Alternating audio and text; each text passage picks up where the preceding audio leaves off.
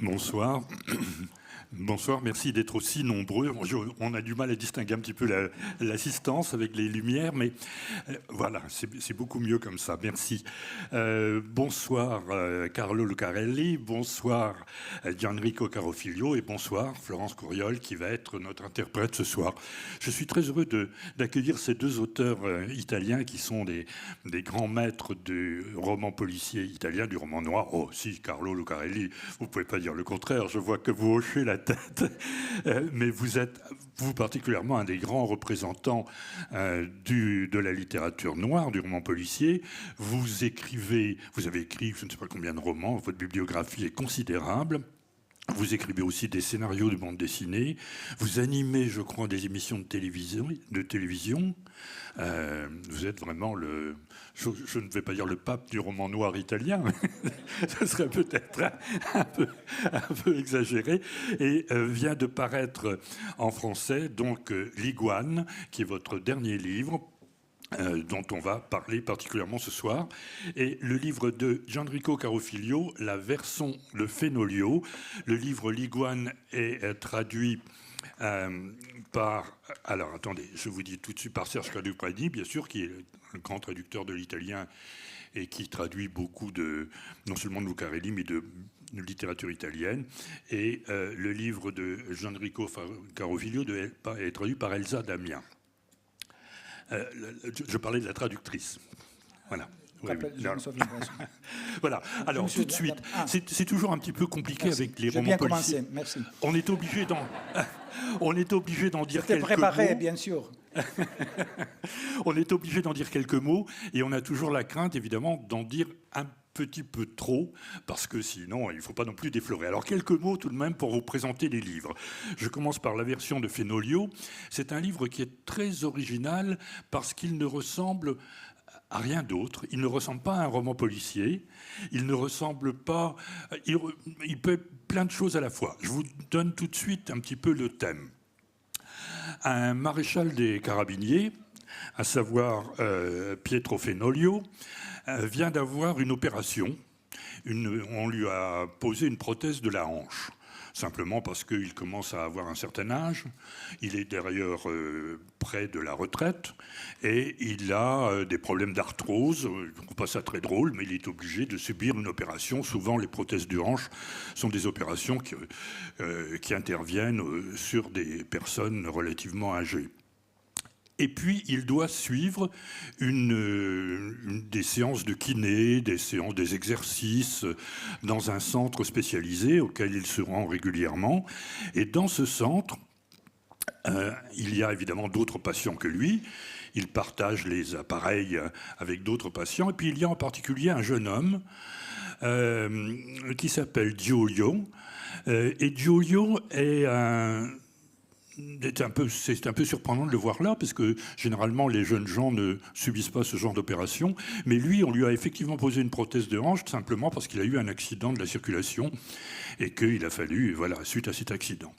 Donc les deux personnages, Pietro et Giulio, sont séparés par beaucoup de choses, sont séparés par de nombreuses années.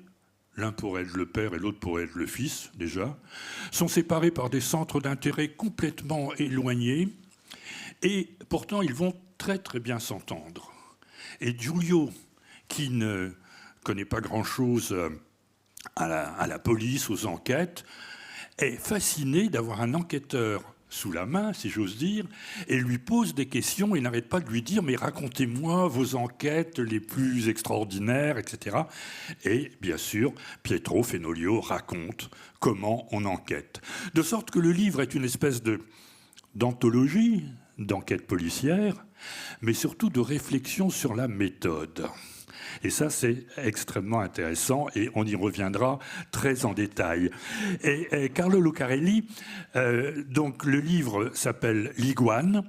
Alors, je voudrais quand même que vous précisiez un petit peu, parce que L'Iguane, ça n'est pas le titre italien. En italien, c'est Léon. On ne voit pas bien le rapport, sauf quand on lit, évidemment, les notes à la fin du livre, les remerciements. Et vous parlez de ce groupe de pop Mélancolia et de cette chanson Léon. Alors, est-ce que vous pouvez dire déjà quelques mots de peut-être de la musique, de l'importance de la musique, puisque, vous le dites, c'est la musique qui a été le point de départ de ce livre. Bene, rispondo. Intanto scusate se sono l'unico che non parla francese qua. Il mio collega, che potrebbe parlare italiano, invece parla francese. Che volgarità. Facendomi fare una figura così particolare, ma non importa. Parto con la risposta. Sì, la musica è importante, è stata importante, perché questo tipo di romanzi che hanno come protagonista Grazia, che è il mio personaggio, sono legati alla musica, perché di solito comincia con un'idea che mi è venuta, tipo voglio sapere se Grazia avrà uno o due bambini. Poi c'è un altro pezzettino di idea che mi viene, che è, mi piacerebbe che questa cosa avesse a che fare col personaggio dell'iguana, che è un personaggio di un altro libro, e poi non c'è nient'altro. Finché non mi capita di sentire un brano musicale che improvvisamente, pum, mi accende tutta la storia dentro la testa.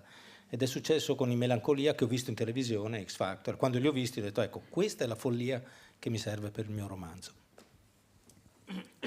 Alors, merci, bonsoir. Je vais répondre sur la musique. Et d'abord et avant tout, je voudrais m'excuser d'être le seul ici à ne pas parler français. Mon collègue ici à côté de moi, qui pourrait très bien parler italien, va vouloir parler français.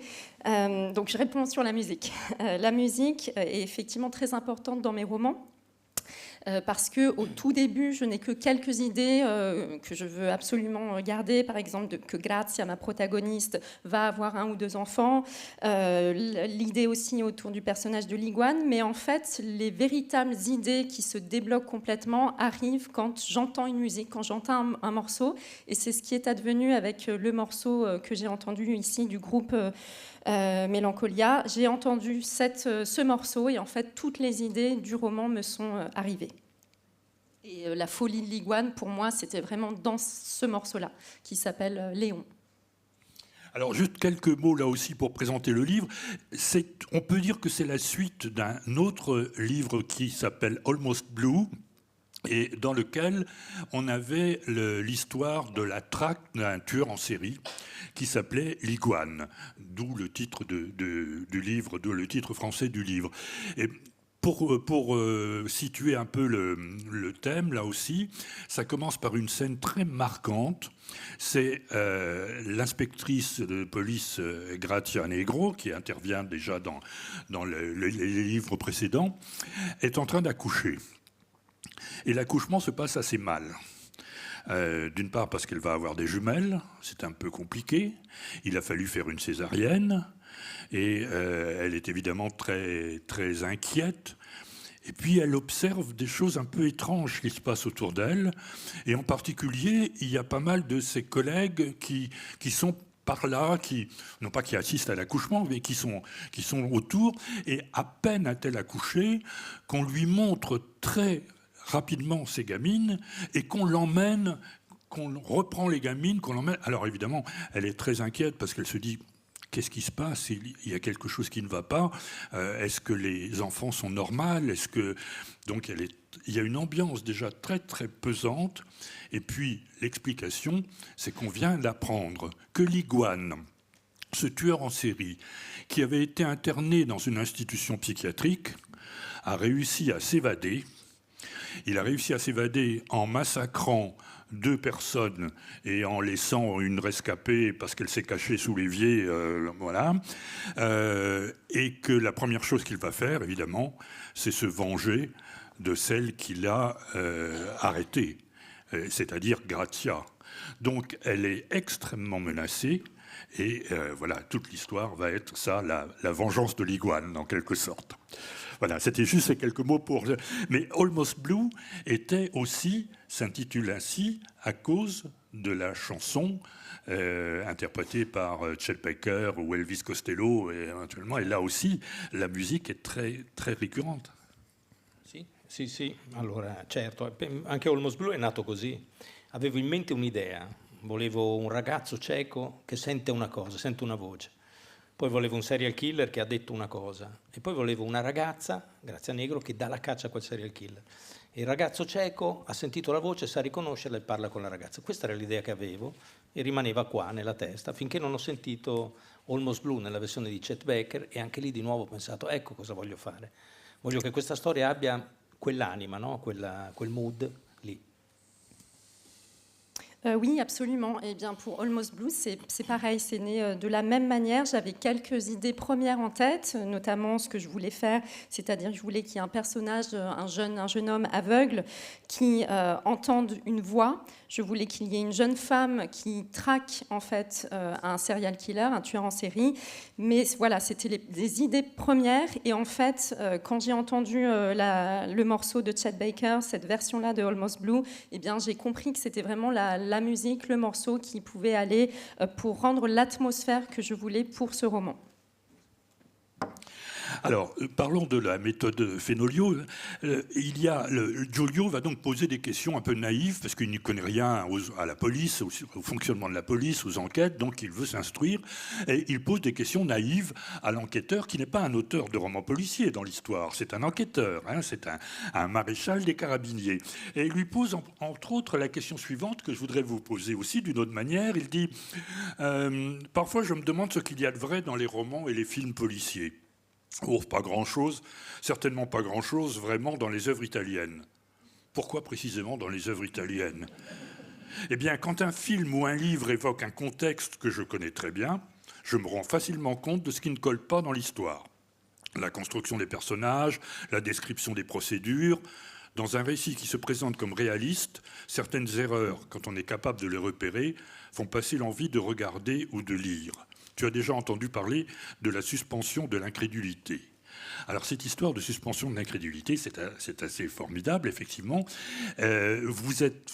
Bon, il a l'air très sévère, le personnage en tout cas a l'air très sévère avec les films ou les fictions, les œuvres italiennes.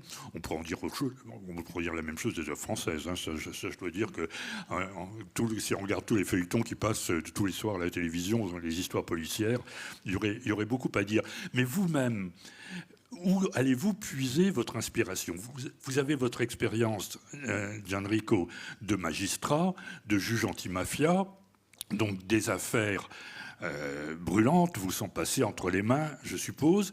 Est-ce que c'est ça votre source d'inspiration principale? Et vous, Carlo, de la même façon, vous animez ces émissions de télévision sur des faits policiers, sur des affaires, des cold cases, plus ou moins, des choses comme ça, il me semble. Donc est-ce que là aussi, à supposer que vous ayez besoin, parce que vous avez une imagination débordante, mais est-ce que c'est là que vous puisez l'inspiration de vos fictions policières? Pour commencer, bonsoir. Je veux que mon ami Carlo Lucarelli se sente à l'aise et alors je ferai quelques erreurs. Sois bien clair, je le ferai exprès, parce que mon français c'est absolument parfait. Aussi mon japonais. Il y a quelqu'un from... Oui, la suspension de l'incrédulité, c'est une chose très importante quand on parle de fiction. Quand on lit un roman, bien, nous entrons dans un monde et nous acceptons les règles, mais s'il y a des règles que nous connaissons très bien, parce que nous arrivons, pour moi, nous arrivons du monde de l'investigation. Si je trouve des erreurs de procédure ou des choses stupides sur la technique de l'investigation, des choses qui n'existent pas dans le monde réel, je n'ai pas envie de lire, de continuer à lire. Et c'est pour ça que c'est la réponse, vous l'avez déjà trouvée dans le livre. C'est plus facile pour moi de perdre la suspension de l'incrédulité avec un roman ou un film italien, parce que je connais très bien les procédures, je sais comment la voiture marche, comment dirais-je. Et oui, j'ai travaillé beaucoup d'années comme magistrat du parquet. En Italie, le ministère public, c'est la figure la plus importante des investigations. Il y a la police, mais le ministère public dirige les investigations et il peut faire des investigations directement. Et ça dépend de la capacité, de l'envie, etc. Et j'ai beaucoup travaillé avec des investigations de criminalité organisée, mais aussi de criminalité ordinaire. Et je dois préciser que je n'ai pas pris l'histoire du monde réel, elle est transférée dans mes romans. Les histoires du monde réel sont, comment dirais-je, la benzine. Oui, l'essence pour les romans. C'est important pour faire marcher la voiture du roman. Le livre, effectivement, c'est différent des autres livres à moi, parce qu'il y a dans le même livre, dans le même volume, 3 livres. Alors il faut l'acheter, bien sûr. C'est un enfer. Mais il y a bien sûr un roman, c'est un roman de conversation. Les deux qui parlent, c'est l'histoire d'une connaissance entre deux personnages qui sont complètement différents entre eux, pour âge, pour expérience, pour sensibilité. Et il y a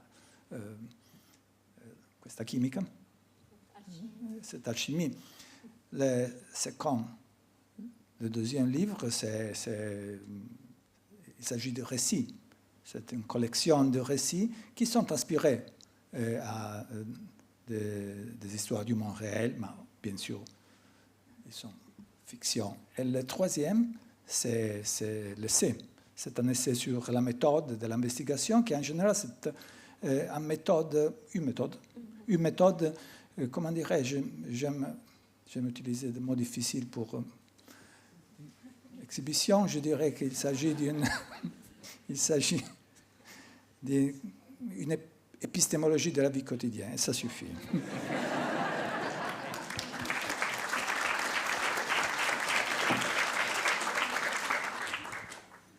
Sì, allora io dico questo. È la mia interprete? Oh. Scappata, scusa. Vabbè, è mia. Tu parli francese, quindi vabbè, non c'hai bisogno. Allora, rispondo. Allora, è interessante. È importante conoscere sicuramente, per chi scrive romanzi come i nostri, le procedure e quello che ti offre la realtà. È importante perché ovviamente questo ti impedisce di commettere degli errori talmente grossi che chi si intende delle cose sospende, no? La sospensione di incredulità e non ci crede più. Che cosa? Sì? Oh, grazie. Bene, sono contento. Allora, è molto importante da un certo punto di vista. È anche importante perché se non conosci le cose non riesci a immaginarle. Quindi se continui a pensare che arriva uno con la lente di ingrandimento e un pennellino per le impronte, non andrai mai avanti, no? Con un pezzo di storia che sia interessante. Però, appunto, però suspense. Arrivavo lì. Alors oui, il est important de connaître en fait les procédures pour toutes les personnes qui, comme nous, écrivons ce genre de roman, de connaître donc les procédures, de connaître la manière dont fonctionne bien sûr la réalité. Pour 2 choses en fait. Premièrement parce que ça nous empêche de commettre justement des erreurs et donc pour les connaisseurs de repérer ces erreurs que nous aurions faites. Car Gianrico disait que ces romans sont tout à fait plausibles, donc tout va bien. Mais aussi, deuxième raison, parce que sinon, en fait, on n'arrive pas en tant qu'écrivain et en tant que lecteur surtout à les imaginer. Si on pense toujours que l'enquêteur, c'est celui qui arrivera juste avec sa loupe et son petit pinceau pour les empreintes, c'est qu'on est vraiment à côté de la plaque. Però a volte è impossibile seguire la procedura, perché la procedura nella realtà ha altri tempi, ha altre, insomma, come dire, altre caratteristiche, mentre invece noi molte volte abbiamo bisogno di fare le cose in fretta, immediatamente, in una maniera certa, e quindi dobbiamo arrivare ad un compromesso, che è questo, suspense di nuovo. Alors, suspense. Donc, des fois, il est impossible dans nos romans de suivre la procédure telle qu'elle, puisque la réalité a des temps tout à fait autres que la fiction. Nous, dans la fiction, on doit aller assez rapidement, on doit aller au sodo, c'est-à-dire au point principal. Et donc, il faut arriver à un compromis. Ecco, che mette insieme 2 cose, che faccia in modo che la nostra forzatura della realtà venga spiegata in qualche maniera. Perché, per esempio, io faccio le sceneggiature di una serie televisiva che si chiama Coliandro, che parla di un poliziotto. Ora ci sono il pubblico ministero che sta in procura, che è qua, ai tribunali. E poi ci sta la squadra mobile che sta in questura, che è qua. La produzione però ha soltanto i soldi per una location. Allora, come si fa? A noi abbiamo scelto la questura e il PM è sempre in questura, ma l'abbiamo spiegato perché lei gli dice io avrei voluto fare il poliziotto e vorrei essere qua con voi e quindi sono qua. Allora, se riesci a spiegarlo, ovviamente, la sospensione di incredulità, insomma, puoi portarla dalla tua parte. Et donc ce compromis doit réunir en fait deux choses, c'est-à-dire qu'il doit ce qu'on l'on fait nous dans les romans, c'est-à-dire qu'on force cette réalité, et bien cette chose que l'on fait, elle doit être expliquée à un certain moment au lecteur. Je vais vous donner un exemple. Je fais également des scénarios pour la télé, pour une série qui s'appelle Coliandro, et en fait dans cette série il y a bien sûr le ministère public d'une part, donc qui doit avoir ses bureaux dans un certain endroit, et de l'autre côté, ce qu'on appelle la brigata mobile, la brigade volante, enfin la police, on va dire. Et en fait, la production me dit, eh bien non, il n'y a pas le budget pour avoir deux endroits différents. Donc que fait-on?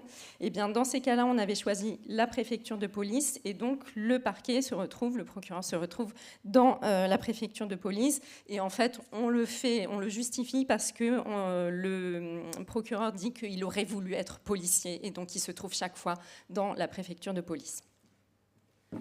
Alors, dans le dialogue entre Giulio et Pietro dans la méthode Fenoglio, il y a une progression, si j'ose dire. Il parle de tout et de rien, mais à propos de chaque enquête, il réfléchit.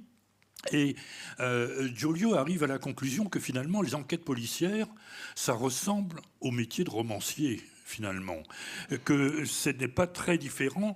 Et il dit ceci à un instant, l'art de regarder autour de soi, ça m'a beaucoup plu, dit-il. L'enquête, c'est l'art d'observer lentement. Je ne parle pas seulement de l'enquête judiciaire ou policière, observer lentement. Je crois que c'est la clé, se poser des questions sur ce que l'on regarde et plus généralement sur ce que l'on perçoit. C'est seulement ainsi que l'on cesse de tenir les choses pour acquises et que l'on commence à voir vraiment ce qui nous entoure. J'imagine que c'est aussi une qualité requise pour être un bon écrivain. Enregistrer des choses que tout le monde a vues et les montrer comme si c'était la première fois, comme si personne ne les avait jamais remarquées auparavant. Alors tout à coup, on réalise progressivement qu'on tient entre les mains non pas un roman policier, mais un livre, que la méthode Fenoglio, c'est pas l'apprentissage des enquêtes policières, c'est l'apprentissage du métier de vivre, tout simplement, et d'une certaine manière. Et le fil se déroule comme ça tout au long de l'histoire, et à chaque nouvelle enquête policière, il y a ces réflexions. Et alors, je vais vous raconter simplement une anecdote, rassurez-vous, je ne vais pas vous raconter ma vie, mais où j'ai vu la méthode Fenoglio en usage. Il y a quelques années, j'étais journaliste et j'avais profité du passage de Gianrico à Paris pour aller l'interviewer. Et je l'interviewe. L'interview se passe bien, on continue à bavarder à bâton rompu de choses et d'autres, et tout à coup Gianrico me regarde et de manière totalement improvisée me dit « Au fait, comment vont vos chats ?» Alors j'ai été un peu estomaqué, parce qu'il ne m'a pas demandé comment va votre chat, ce qui aurait été très facile, du poil de chat qui traîne sur une veste noire, c'est assez évident. Mais à l'époque, j'avais 2 chats, et qui étaient gris tous les 2. Il y avait un chat gris uni et un chat gris tigré. Et il a repéré ce détail, et alors à partir de ce jour-là, je me suis dit, premièrement, que la mafia avait bien du souci à se faire avec un adversaire pareil, et que d'autre part, j'avais à partir de ce jour une admiration inconsidérée pour Gianrico Carofiglio, mais teintée quand même d'un petit peu d'inquiétude parce que il est redoutable, il sait tout de vous au premier coup d'œil. Donc ça prouve que sa méthode, elle est très éprouvée. Une question simplement, au-delà des remarques sur l'écriture. Comment se fait-il que l'enquêteur s'appelle Pietro Fenoglio, car je crois me rappeler qu'un célèbre écrivain italien s'appelle Beppe Fenoglio, et le Giulio en question, quand il dit son nom, C'est Crollalanza, je crois, Giulio Crollalanza. Je ne voyais pas le rapport avec la littérature. Et Pietro fait remarquer à son interlocuteur que c'est à peu près l'équivalent italien de Shakespeare. J'avais jamais pensé d'ailleurs que Shakespeare se traduisait par... Mais Shakespeare, c'est Crollalanza, en gros, en italien. Et alors, c'est évidemment pas par hasard que vous êtes allé chercher ces noms. Est-ce que c'était pour donner justement une sorte d'étiquette littéraire et pourquoi d'abord ce rapport à Fenolio et à Shakespeare? L'art n'existe pas dans la littérature. Peut-être que nous ne savons pas ce qui se passe, mais Lazare n'existe pas. Et je devais écrire mon premier roman avec Fenolio. Je ne savais pas que son nom était Fenolio. Je devais écrire un petit roman pour l'anniversaire de Carabinieri. Toi aussi. Et je ne trouvais pas le nom. D'habitude, je fais comme faisait Simenon. Je prends l'elenco telefonico. L'annuaire téléphonique, et je cherche, et je trouve quelque chose qui va bien. Mais dans l'occasion, je ne trouvais rien. Et alors, j'avais commencé à regarder le livre chez moi, et j'ai vu un roman par Beppe Fenolio, et je pensais, c'est le nom Fenolio, il faut changer le nom, il était Beppe, mais j'ai aimé l'idée d'un enquêteur carabinier qui est lié à un imaginaire, comment dirais-je, de droite, d'ordre, etc., et lié à un écrivain qui c'est tout à fait différent. Et quand je trouvais le nom, le personnage a pris vie. Vraiment, plus que dans les autres situations. Il est devenu un enquêteur par hasard. Il voulait étudier littérature. Il a commencé à travailler et n'a jamais pris son degré, la lauréat, son diplôme. J'ai fait un mischiato. Je mélangeais avec l'anglais. Et il aime la musique classique et l'opéra. Et il lit beaucoup. Et oui, il trouve une ressemblance entre l'art de l'investigation et la littérature. Parce que, et ça c'est vrai, l'investigation et aussi le procès sont, comment dirais-je, de lieux d'histoire. Il faut trouver de bonnes histoires pour expliquer ce qui s'est passé dans le passé, l'indizi. Les indices, il faut être capable de les mettre ensemble dans de bonnes histoires qui expliquent le passé. Et les bonnes histoires sont un outil très puissant pour expliquer aux juges populaires ce qui s'est vraiment passé. Et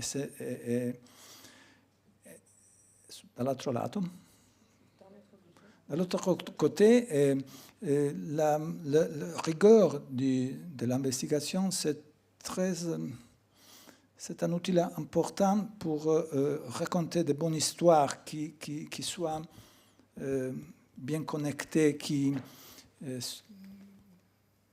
crédibles, etc. Et je crois que la littérature noire, c'est un outil pour comprendre la complexité de la modernité. C'est un outil tranchant. Si on parle de littérature, il y a de l'écriture noire de pur divertissement. Pas de problème avec le divertissement, si est de bonne qualité, mais on parle de quelque chose de différent. C'est un outil très tranchant, mais il faut l'utiliser avec rigueur. Et alors, c'est ici que je vois les connexions entre les deux très différentes professions En tous les cas, on découvre tout à coup l'intérêt de cette méthode Fénolio. Et moi, je dois dire que si j'étais ministre de l'Éducation nationale, ce qui n'arrivera jamais, je rendrais ce livre obligatoire au programme de toutes les écoles. Je suis d'accord. Oui. Très bien. Absolument. Parce qu'on pense que le jeune auditeur, Giulio, apprend beaucoup de choses au contact de son aîné. Mais Pietro s'aperçoit, lui aussi, que tout à coup, si les histoires qui ne sont pas racontées, elles disparaissent. Et que Merci pour l'avoir dit. il a l'occasion, enfin, de faire vivre ces histoires. Il est à un moment compliqué de sa vie. Il va reprendre bientôt le travail et bientôt prendre sa retraite. Donc il ne sait pas très bien ce qu'il va devenir. Il n'a pas eu d'enfant. Et tout à coup, ce Giulio devient le fils qu'il n'a pas eu, pratiquement. Donc il y a une histoire qui se noue entre les deux, une véritable histoire d'amour, sous la complicité un peu de la kinésithérapeute qui regarde tout ça avec beaucoup de tendresse et de bienveillance, et qui elle-même est vraisemblablement éprouve certains sentiments pour Pietro. Enfin voilà. Donc c'est une très belle histoire, une histoire de vie en quelque sorte. C'est pas, je dirais presque que la fiction policière est un prétexte. Est-ce que c'est trop dire? C'est pas la ramener à quelque chose d'inférieur, au contraire, mais c'est une réflexion, une espèce de dialogue socratique à propos de la littérature noire. Merci pour avoir rappelé mon collègue Socrate. Merci beaucoup, je suis d'accord, je n'ai rien à joindre. Tant mieux. Revenons à Carlo. Il y a un aspect que je voudrais souligner, on a parlé de la musique, mais il y a quelque chose qui m'étonne beaucoup, c'est la manière de créer des atmosphères. J'ai parlé de la scène de l'accouchement, tout à l'heure, qui est extraordinaire. Il y a une autre scène, je ne vais pas raconter tout le livre, hein, rassurez-vous, mais Simone, un des personnages, qui est l'ex de l'inspectrice, est aveugle, comme l'iguane d'ailleurs. Et il fait de l'haltérophilie. Il est dans une salle, en train de soulever de la fonte, et tout à coup, il a le sentiment, comme on peut l'avoir eu tous à un moment ou à un autre, qu'il y a quelqu'un dans la pièce. Mais comme il est aveugle de naissance, il n'est pas simplement dans le noir, il est dans l'incapacité de savoir s'il y a quelqu'un. Et c'est une scène extraordinaire, qui est extraordinairement prenante. Je parle de cette scène-là, mais tout le livre est comme ça. On est pris par les sentiments, on est pris vraiment, non pas seulement par l'intrigue, mais par la qualité de l'atmosphère. Et là, il entend un bruit, il croit entendre un bruit. Il n'arrive pas à identifier ce bruit et il n'arrivera pas à se souvenir avant longtemps de ce qu'était ce bruit. Et c'est dommage parce que c'est la clé de l'énigme. Et ça, c'est formidable. Grazie. Grazie. Donc ce travail sur les atmosphères, et c'est très important pour vous, mais c'est très efficace. Sì, l'atmosfera è importantissima, è la base. È quello che hai detto prima, no? Come anche nel libro, no? di Gianrico. L'intrigo, la trama, il morto, l'investigazione sono un pretesto. Ci servono perché sono l'ossatura della storia, no? Su cui mettiamo le nostre cose. Ma in realtà quello che ci interessa è raccontare quello che ci sta dietro. E lo facciamo attraverso una tecnica particolare che è quella dell'atmosfera.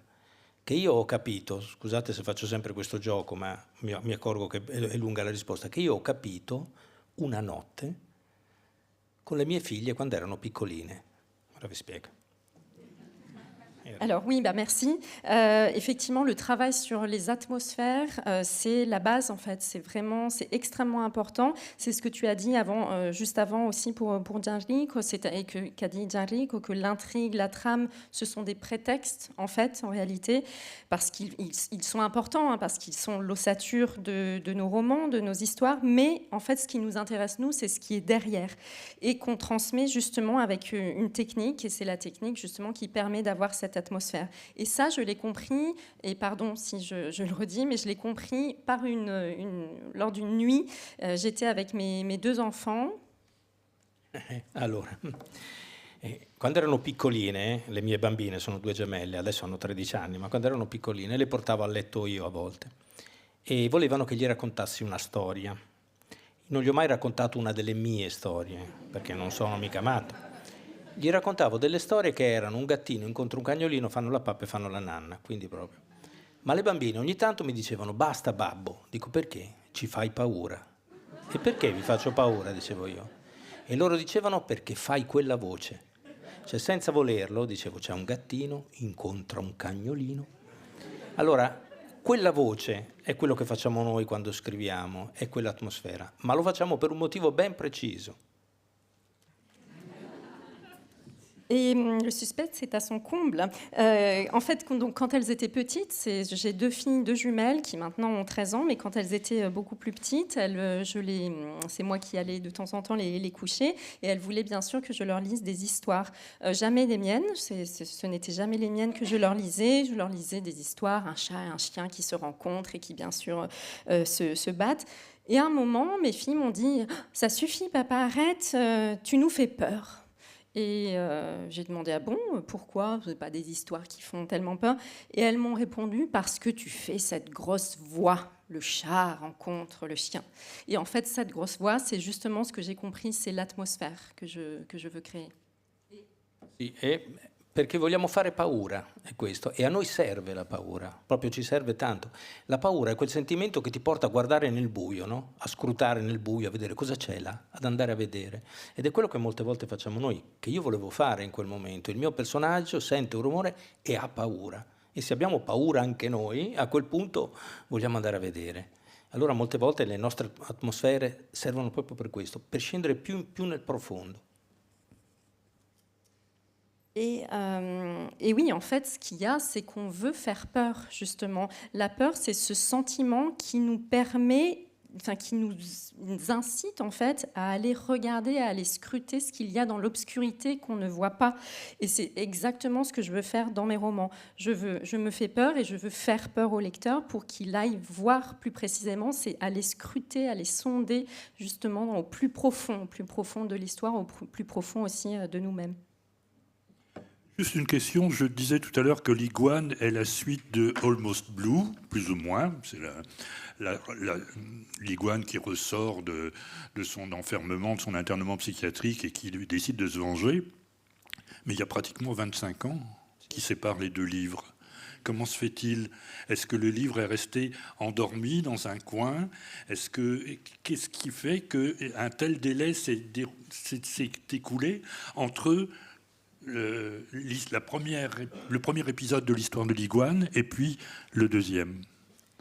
Beh, allora sì, sono passati tanti anni, io non faccio mai il conto tra uno e l'altro libro. Per fortuna i romanzi, le storie e i personaggi non hanno l'età anagrafica degli autori, nel senso che possono passare 30 anni, ma magari ne passano solo pochi.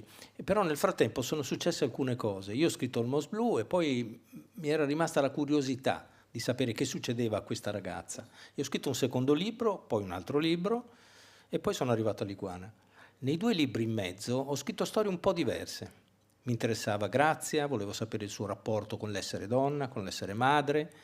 Mi ero dimenticato del suo ex, di Simone, del ragazzo cieco, che era diventato soltanto un personaggio un po' secondario. Ecco, ad un certo punto mi sono chiesto, fermi tutti però, io sono arrivato a capire alcune cose, ma la radice di tutto sta in quel primo romanzo, nell'Iguana. Quindi devo tornare indietro, pensare a quello e scrivere un romanzo che finisca quel romanzo lì. Quindi non è che ho aspettato 25 anni, in mezzo sono successe tante cose, però ci siamo rincontrati tutti e 3 assieme praticamente, tutti e 4, che c'ero anch'io, in questo romanzo qua. Oui, beaucoup d'années ont passé, je ne compte jamais en réalité combien d'années passent entre mes romans, pardon. Heureusement, les personnages n'ont jamais l'âge qu'ont les écrivains, c'est-à-dire qu'ils peuvent rester jeunes pendant 10 ans, 20 ans, 30 ans. Et donc, comment ça s'est passé ? Donc, j'ai écrit Almost Blue dans les années 90, et après, j'avais en fait, ma curiosité se portait davantage sur mon personnage de Grazia. J'avais envie d'explorer un peu plus son personnage dans mon 2e et dans mon 3e roman où elle est la protagoniste. Mais c'était des histoires différentes, c'est-à-dire que j'explorais son être femme, son être mère, donc c'est ça qui m'intéressait à l'époque. Simone n'intéressait plus guère, il était devenu un personnage, donc Simone c'est son compagnon. dans le premier, était devenu un peu un personnage secondaire. Et en fait, je suis arrivée ensuite à Léon, à l'Iguane, parce que je me suis dit, mais attends, la racine de tout ça, c'est dans la première histoire, dans Almost Blue, et j'avais envie quand même d'y revenir, et j'avais envie de régler en fait les comptes à 4 mois avec ces 3 personnages, c'est-à-dire avec Grazia, Simone et l'Iguane, et donc j'y suis arrivée. Alors bien sûr, j'ai fait beaucoup d'autres choses entre-temps, voilà. Gianrico disait tout à l'heure que la fiction policière est peut-être le meilleur moyen d'étudier la société contemporaine. C'est exactement ce que vous faites, puisque dans le personnage de Grazia est un personnage qui est un peu en porte-à-faux. C'est pratiquement la seule femme au sein de l'institution policière. Enfin, il y en a une autre, mais qui va disparaître d'ailleurs assez rapidement. Mais enfin, il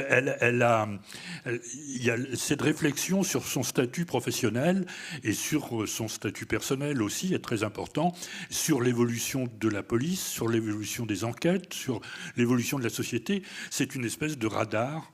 D'ailleurs, l'image du radar ou l'histoire du scanner, puisque c'est dans le précédent, dans Almost Blue, vous avez un personnage, qui est d'ailleurs l'Iguane, qui est en train d'écouter toutes les conversations, vous savez, par CB, et qui se fait une espèce d'univers, de cartographie mentale de la ville de Bologne, parce qu'on n'a pas dit, mais tout se passe à Bologne, en général. Hein. D'ailleurs, pourquoi Bologne, qui n'est pas votre ville natale? Perché Bologna? Perché non è la mia città natale, io poi sto vicino a Bologna, eccetera, però Bologna per noi è un modello, come dire, narrativo importante. Noi abbiamo il concetto di Bologna, che sarebbe una piccola cittadina, tutto sommato, però abbiamo il concetto di Bologna che aveva Pier Vittorio Tondelli, che era un grande scrittore, che diceva: noi siamo gente che lavora a Bologna, dorme a Modena e va a ballare a Rimini. E in questo modo Bologna, questo concetto diventa Los Angeles. No? E allora ti permette di immaginare, inventare, spostare credibilmente delle persone anche se stanno a Bologna.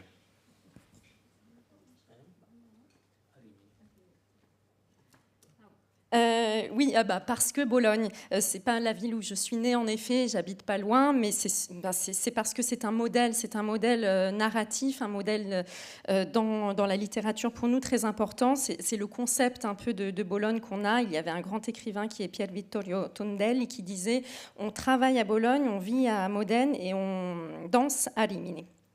Donc voilà, donc elle devenait une sorte de Bologne de Los Angeles, alors que c'est une ville qui, somme toute, n'est pas très grande, hein, Bologne.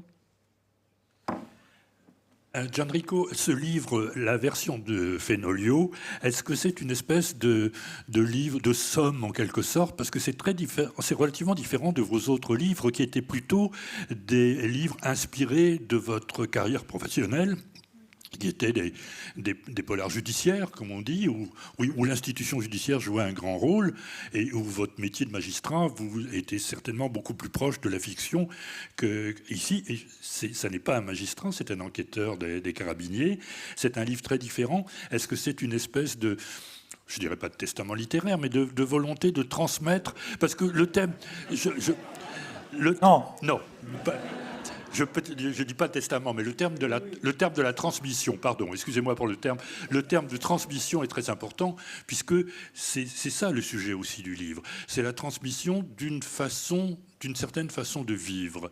Or, les deux personnages qui sont totalement à l'opposé, Fenolio qui est maniaque du détail, Giulio qui préfère ne pas voir le monde, qui préfère s'étourdir pour ne pas regarder autour de lui, vont finir par trouver un terrain d'entente et vont même découvrir qu'ils sont beaucoup plus semblables qu'ils ne le pensaient. Et donc, le thème du livre, on pourrait le dire, c'est la transmission entre deux générations et puis aussi peut-être deux classes. C'est pas tout à fait les mêmes classes sociales, semble-t-il. C'était ça votre but premier? C'est la contamination, on dit en français, c'est votre mission, la contamination. Mais je pensais une chose, quand Carlo parlait de ces petites filles et de l'histoire, il disait, il y a un chat, un chien, etc. Et je pensais à une chose qu'il y a sur les histoires très belles. Un chat, un chien, un tapis, ce n'est pas une histoire. Il y a un chat sur les tapis du chêne, c'est une histoire. C'est ça. Et oui, nous avons besoin de la structure. Et ici, la structure, c'est un outil pour parler d'autre chose, de transmission de l'expérience, le mélange de différentes expériences. Je ne sais pas parce que j'ai écrit ce livre, que c'est très différent. Et vraiment, c'est quelque chose entre le roman et l'essai, parce qu'il y a des parts essayistes. Mais c'est quelque chose que je fais en général. Ici, c'est plus explicite.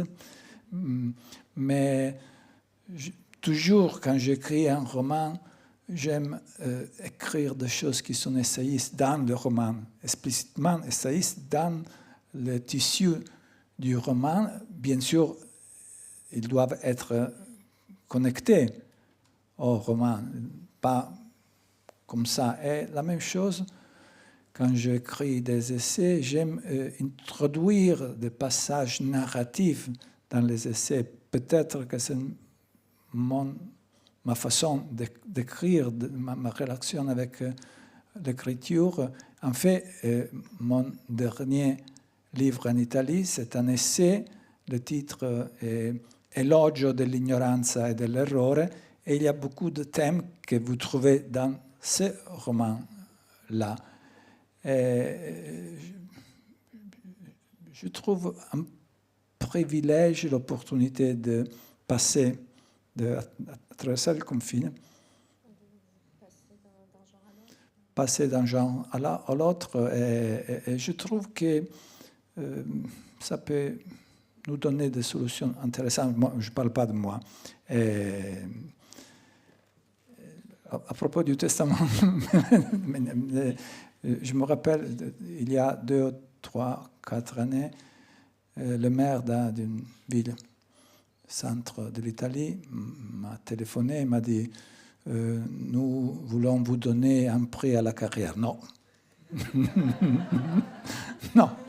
Non, mais c'est un honneur, je suis sûr. Merci, au revoir. J'attends. Pour le testament, je retournerai ici 40 ans, peut-être. Merci beaucoup. Carlo, quel regard... Alors, c'est évidemment une question un peu trop vaste à poser, surtout à la fin d'un entretien, mais quel regard vous porteriez sur le roman policier italien actuel ? Dans les années 30, Alberto Savigno, qui était un grand amateur de Simenon, disait que le polar, c'était pas du tout fait pour les Italiens, ça marcherait jamais. Ils avaient vraiment pas du tout l'esprit à ça. Et vous avez largement démontré par la suite à quel point il avait tort. Vous avez fondé le groupe des 13, vous faites des scénarios de films, de bandes dessinées, des romans, vous êtes au cœur de l'univers du polar, et qui a l'air de se porter particulièrement bien en Italie et qui est constamment novateur. Quel regard vous portez, vous, sur le roman, sur la littérature noire italienne, sur le giallo Allora, ragazzo, cioè, che considerazione ho? Sì.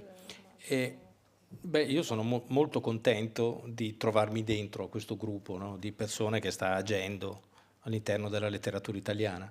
E appunto Gianrico, tutti gli altri. Siamo un bellissimo gruppo, secondo me, che facciamo due cose.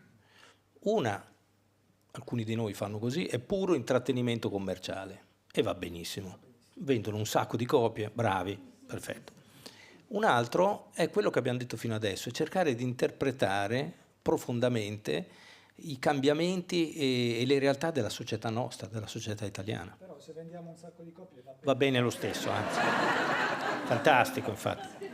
Infatti noi ci consideriamo letteratura popolare, che significa letteratura, cioè siamo scrittori, no? Di un certo calibro, popolare, cioè letti da un sacco di gente.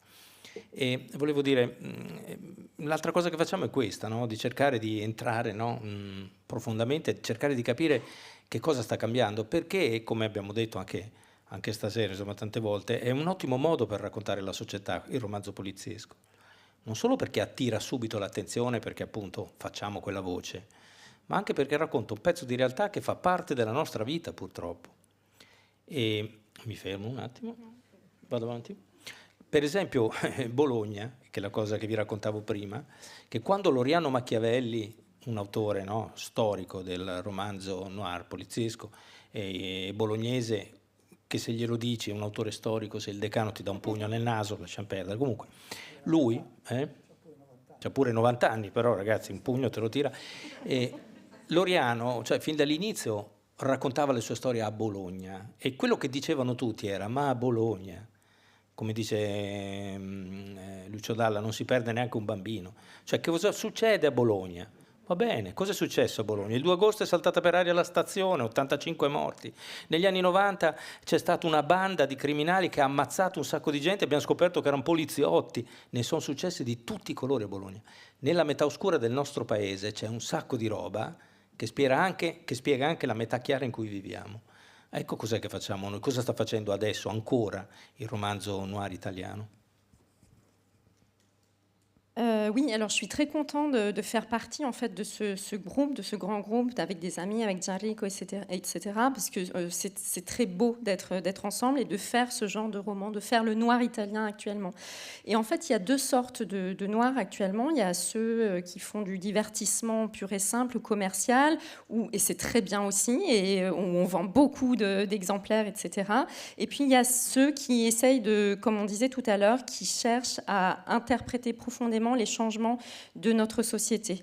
On parle souvent de littérature populaire, parce qu'on fait de la littérature, et populaire parce que c'est lu par effectivement beaucoup de monde. Si je reviens à cette idée de chercher à interpréter les changements de la société, je crois que c'est ça, le roman noir actuel, il se pose la question d'expliquer, d'expliciter qu'est-ce qui change dans nos sociétés. Et c'est la meilleure manière, c'est la manière excellente de le faire. Pourquoi ? Parce que le roman noir, il attire l'attention par cette voix dont je parlais tout à l'heure, donc il y a beaucoup de monde qui va nous lire aussi, et parce qu'il raconte la réalité telle qu'elle se déroule dans nos vies en fait actuelles. Si on reparle de Bologne, il y a un auteur historique de noir. Il n'aimerait pas du tout qu'on l'appelle, qu'on le nomme auteur historique, même s'il a 90 ans, Loriano Machiavelli. Il situait toutes ces histoires à Bologne. Et à l'époque, au début où il a commencé, tout le monde lui disait « Bologne, pourquoi Bologne ? Il ne se passe rien à Bologne. » Et même le chanteur Lucio Dalla disait que même un enfant ne peut pas se perdre à Bologne. Donc c'est pour dire. Et en réalité, mais si, Bologne a été aussi une grande place où des criminels ont vécu dans les années 90. Donc Bologne, il y a aussi tout qui se passait. Donc voilà. Très bien, écoutez, c'est une belle conclusion, un beau panorama de la littérature italienne. Je rappelle donc le titre du livre de Carlo Lucarelli, L'Iguane, paru chez Anne-Marie Métayer dans une traduction de Serge Quadrupani. Et le Gianrico Carofiglio, la version de Fenolio, traduit par Elsa Damien, et qu'on trouve en folio policier. On va retrouver Gianrico tout à l'heure, je crois, pour l'hommage à Andrea Camilleri. Non ? C'est Carlo qui sera là ?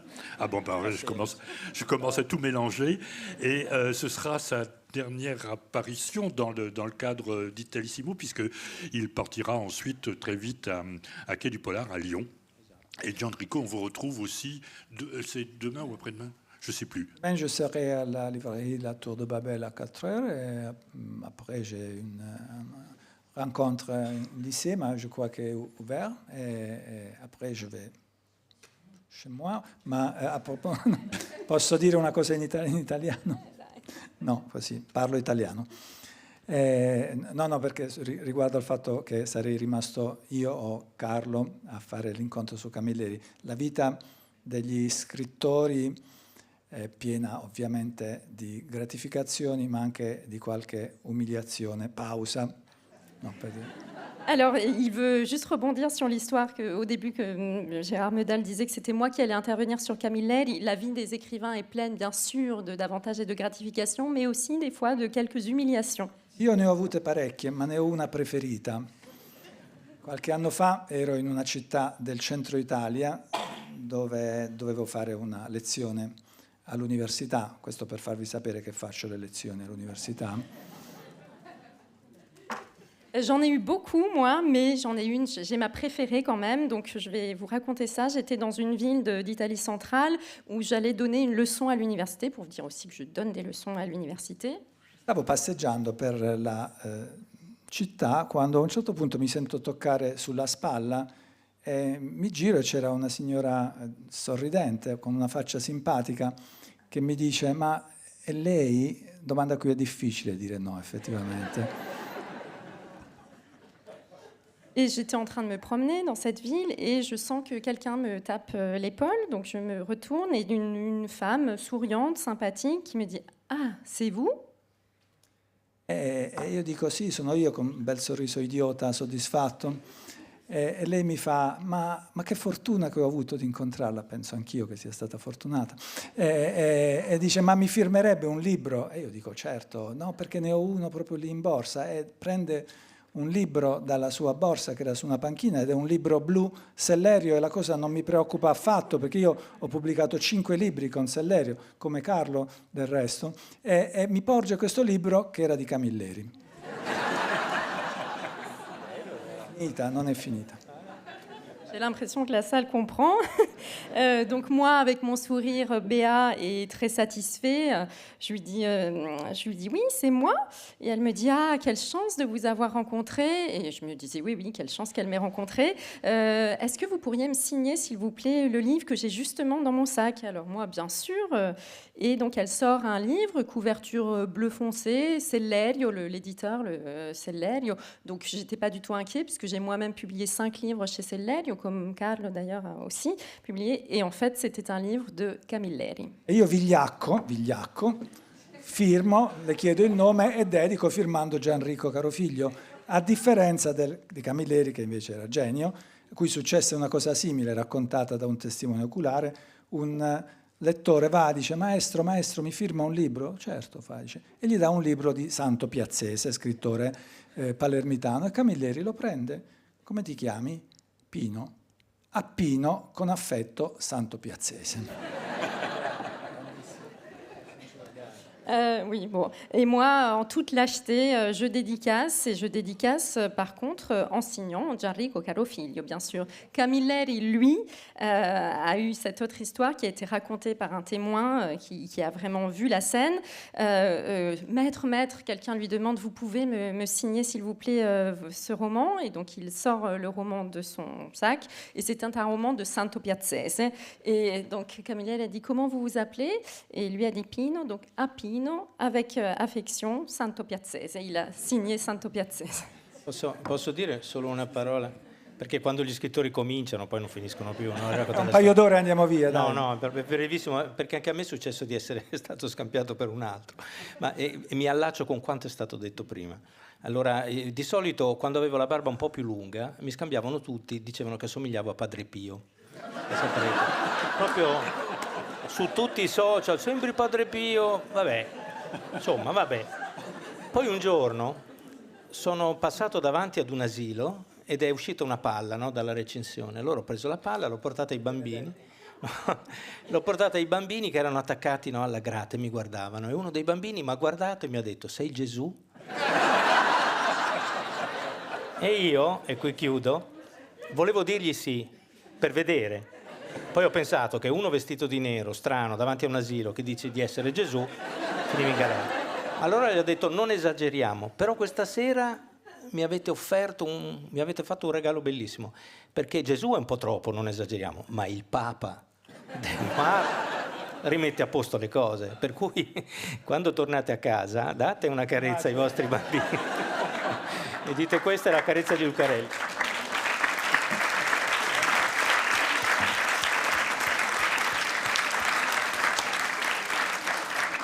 Je traduis quand même. Quand les écrivains commencent, en fait, ils ne s'arrêtent plus. Donc, on en a ici pour 2 heures. Non, je voudrais juste dire quelque chose, parce que moi aussi, bien sûr, ça m'est arrivé plusieurs fois qu'on me prenne pour quelqu'un d'autre. J'avais la barbe je portais une barbe un peu plus longue avant, et tout le monde, y compris sur les réseaux sociaux, m'associait, trouvait que je ressemblais à Padre Pio. Et donc, un jour, je passe devant une crèche et un ballon va au-delà du grillage. Donc, moi, je vais le ramasser. Et je le rapporte à un des enfants qui était accroché au grillage, et un des enfants me demande: mais tu es Jésus? Et moi, j'avais presque envie de dire oui sur le moment, mais je me suis dit non, quelqu'un comme moi, habillé en noir, devant une crèche, qui dirait oui, ce serait quand même quelqu'un d'étrange. Et je leur ai dit, mais merci quand même, mais n'exagérons rien. Donc vous m'avez donné une belle satisfaction, n'exagérons rien, je ne suis pas Jésus, mais le pape quand même. Merci à vous deux et bravo. Et ça fait une transition formidable avec l'hommage à Camilleri qui aura lieu ici même à 21h. Merci et bravo à tous les trois. Merci à Florence.